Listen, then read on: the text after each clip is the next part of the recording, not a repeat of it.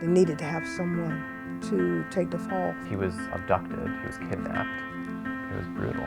Torture and a lot of horrible, egregious things. It's taking their life without any justice for it. Domestic terrorism and oppression in every sense of the term.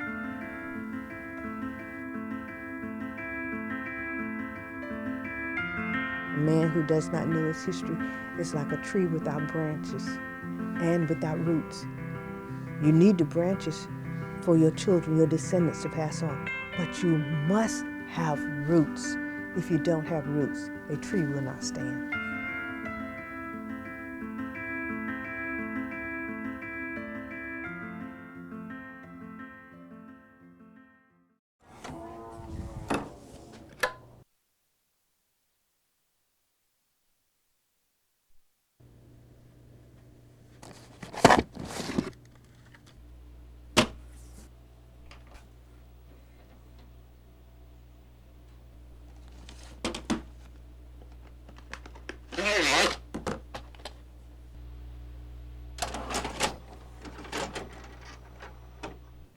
In 1931, the country was in the middle of the Depression. The Depression basically started around 1925 and ended around 1933. People were starving, the banks had collapsed, businesses had gone bust. People were simply trying to survive, and it caused tensions, especially racial tensions as well. We have a lot of African Americans, white Americans, Mexican Americans, Asian Americans who are trying to find work, and it's desperate.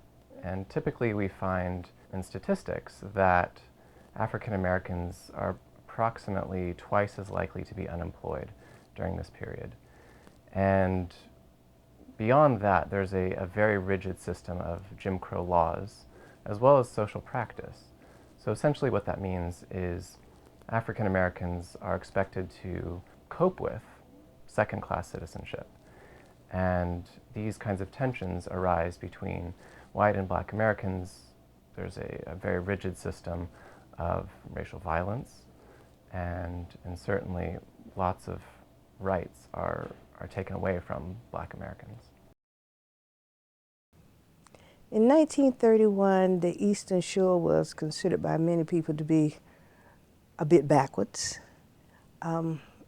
basically separated from the rest of the state because the Chesapeake Bay, and many times the Eastern Shore was not even considered to be important. But racial tensions existed here. I mean, very, very harsh tensions, and it was truly segregated in every sense of the term. The first time I heard about the Matthew Williams case was actually the first semester I got here to Salisbury University. So this was in January of 2015. And I learned about, I had known quite a lot about lynchings generally, but never before had I lived in a place that I knew a lynching had taken place.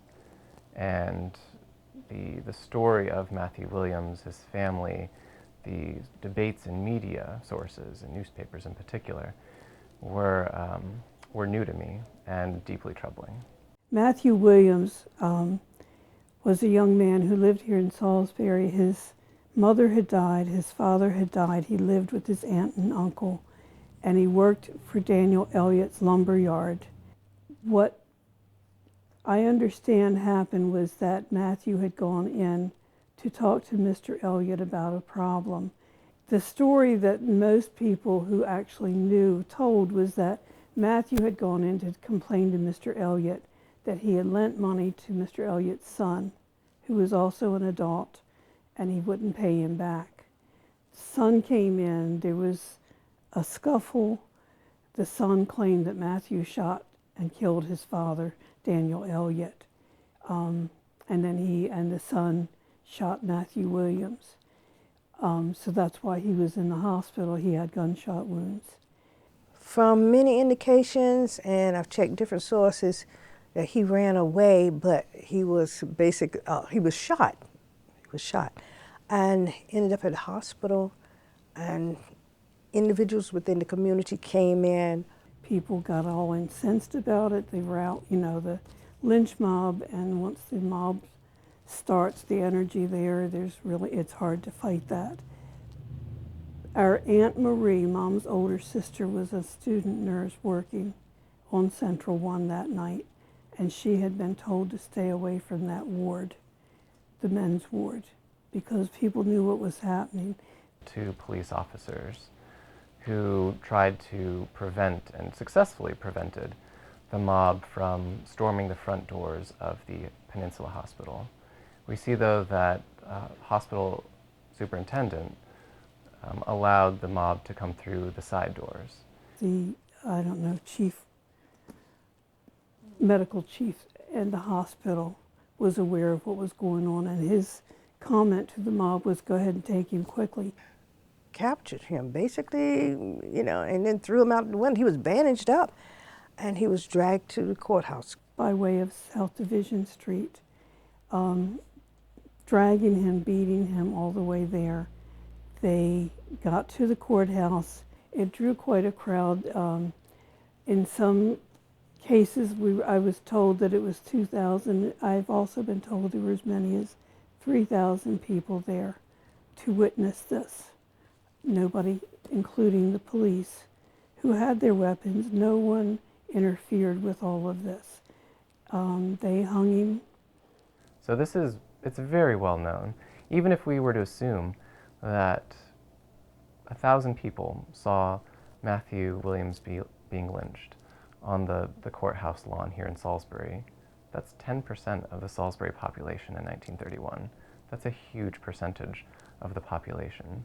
And even if it's 500 people, right, that's 5%. Everybody knew about it. Word of mouth spread so fast throughout the community.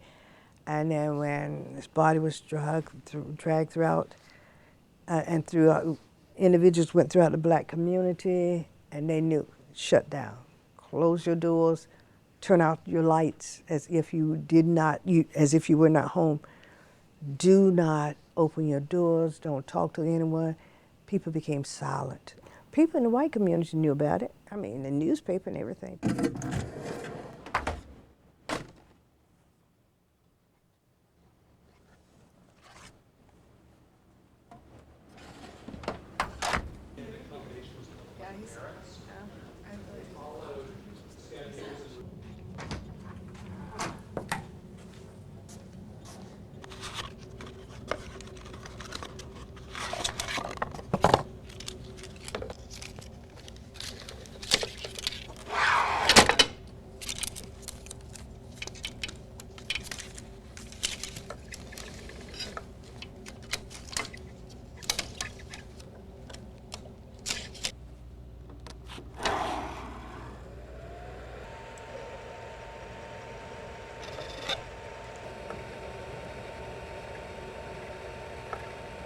There was little information written about him as a person, more as a person who killed someone else. The stories that are coming from the Baltimore Afro-American, a black newspaper based out of Baltimore, it's a weekly, and they publish images and they publish testimonies and interviews with people who either saw Matthew Williams being lynched or saw the after effects.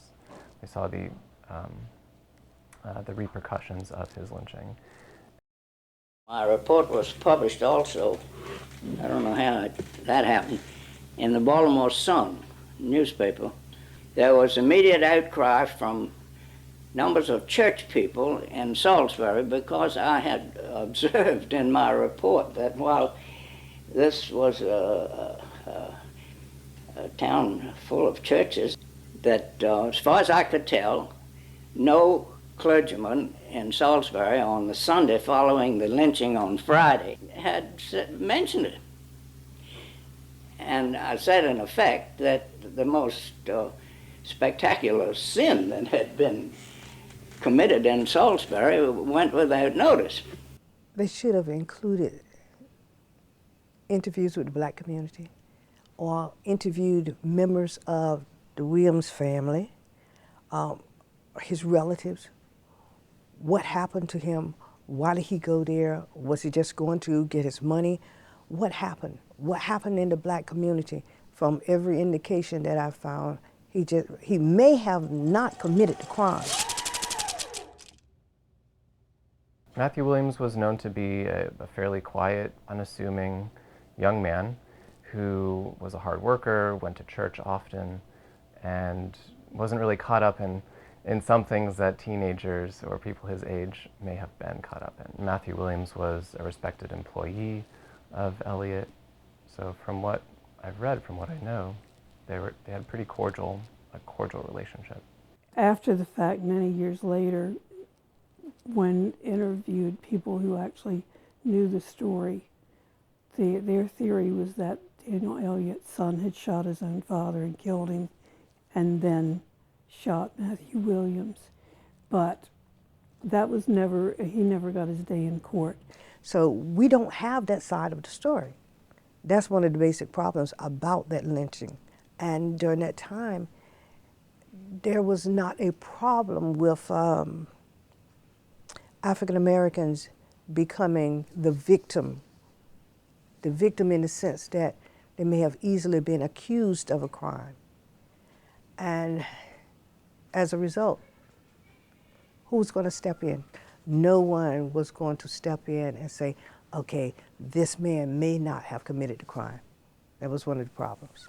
I really don't know what the story is. Although, given all the evidence that I've seen, all of the materials that I've read, it seems that this plays into a much larger story. I think some things are pretty plainly obvious. So after they dragged his body out of the hospital, where he was bound in a straitjacket, they assaulted him with an ice pick. They stabbed him repeatedly, and then essentially dragged him 3 blocks to the courthouse that stands today here in downtown Salisbury. And they got a rope and they hung him and repeatedly raised and lowered his body with this rope. In the Maryland, My Maryland image, we see Matthew Williams in a very different way. It depicts Matthew Williams without the straitjacket that he was bound in as he was lynched, although it correctly depicts him as having his eyes being blindfolded, his vision being impaired. We see him actually resisting his lynching, and the sort of strained feet, his toes and feet, as well as his hands, are supposed to demonstrate or display his anguish, his pain, the violence of his lynching. Whereas in the background we see a fire that has broken out, that there are members of the lynch mob with weapons or some kind of instruments held above their heads in opposition to Matthew Williams. They cut him down, dragged him by the rope, tied to the back of a truck to a gas station where the body was drenched with gasoline, and then they dragged it over to the Negro section of the Salisbury, where they dragged it around the little streets there and set the body on fire. And then they distributed in the crowd short lengths of the rope for souvenirs, and they cut off his fingers and distributed them. Rope souvenir, which was used by Salisbury, Maryland mob to hang Matthew Williams, 23-year-old citizen. It is soaked with oil, which was poured on his body before the bloodthirsty shoreman burned the body beyond recognition. Thousands of white women and children carried these souvenirs home to keep. As a souvenir, just like fingers and toes and penis of an individual.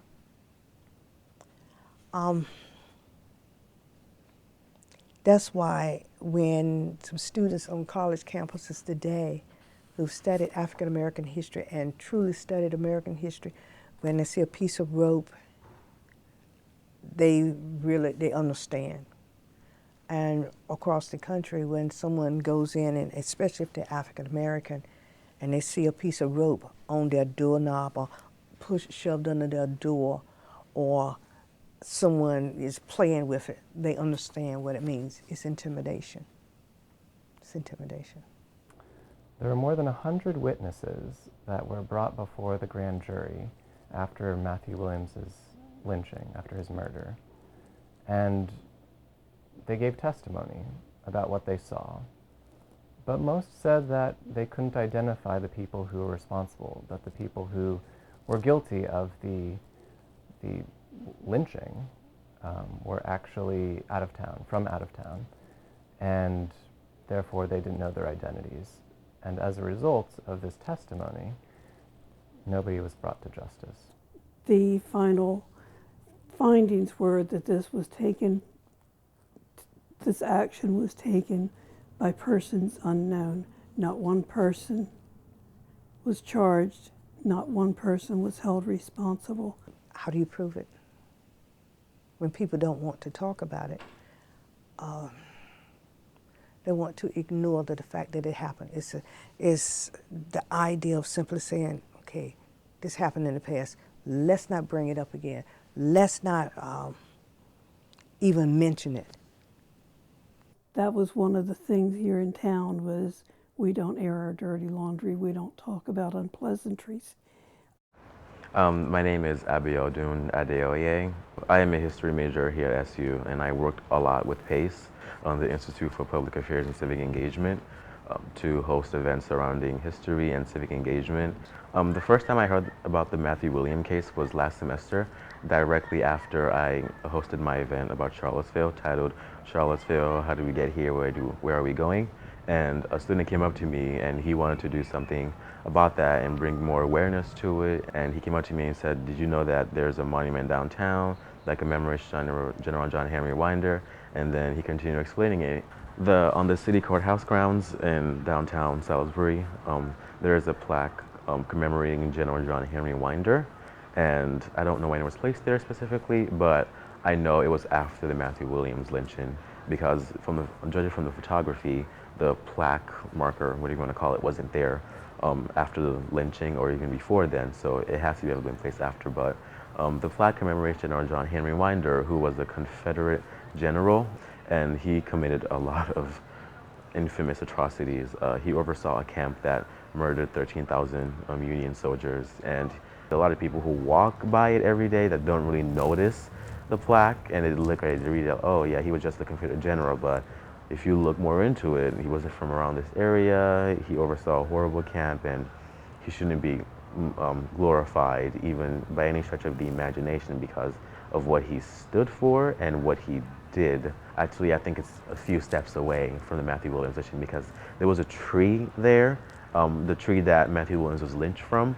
I think it has been removed now, but there's still another tree that I think still survives from 1933 or 1931 when the lynching took place, and the marker itself is placed around the area where Matthew Williams was lynched. So I think, putting two and two together, that's a lot of racial politics happening. But the entire idea of the plaque being placed there was, from my perspective, to scare the black population around that area.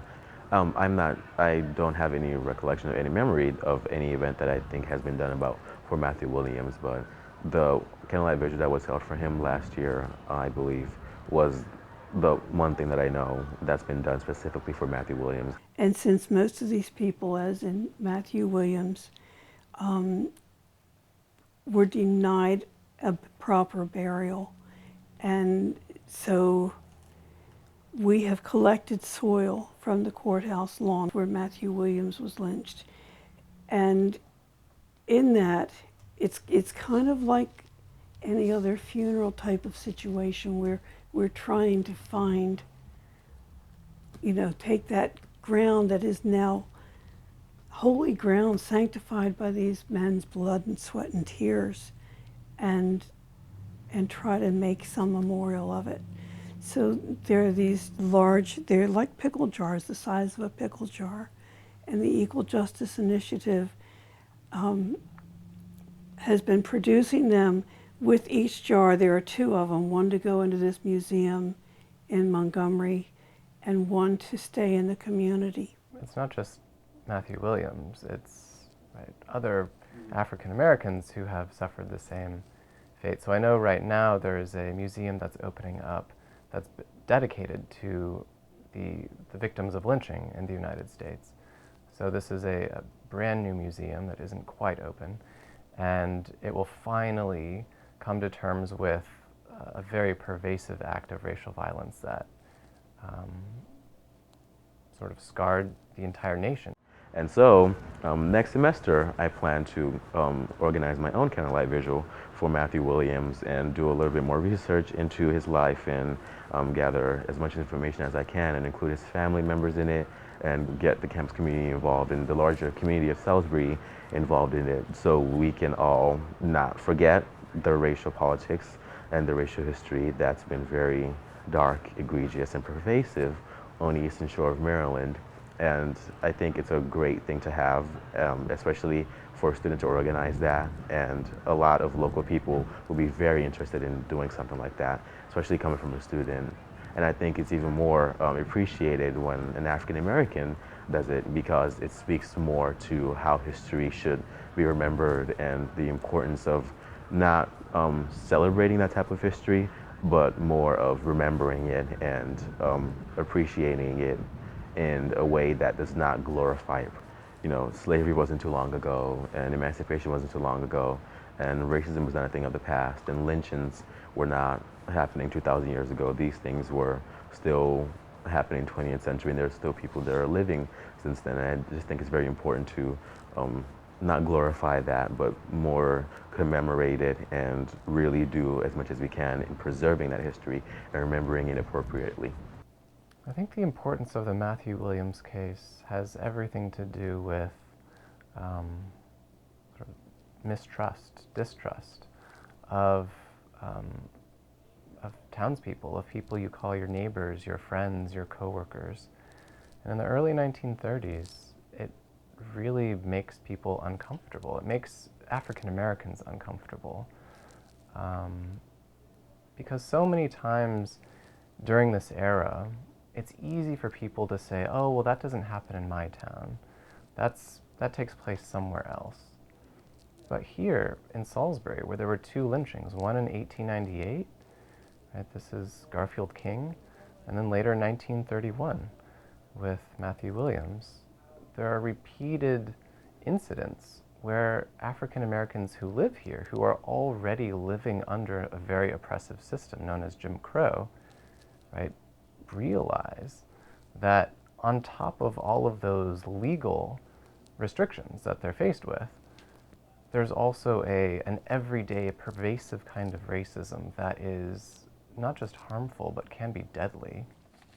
Lynching is symptomatic of the problems in an area when you ignore other groups and their aspirations.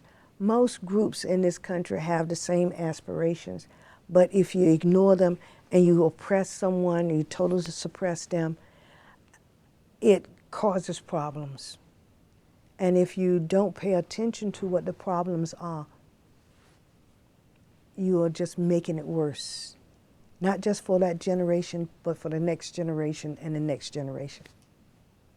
And until we learn as a people that we have a shared history, we're in trouble.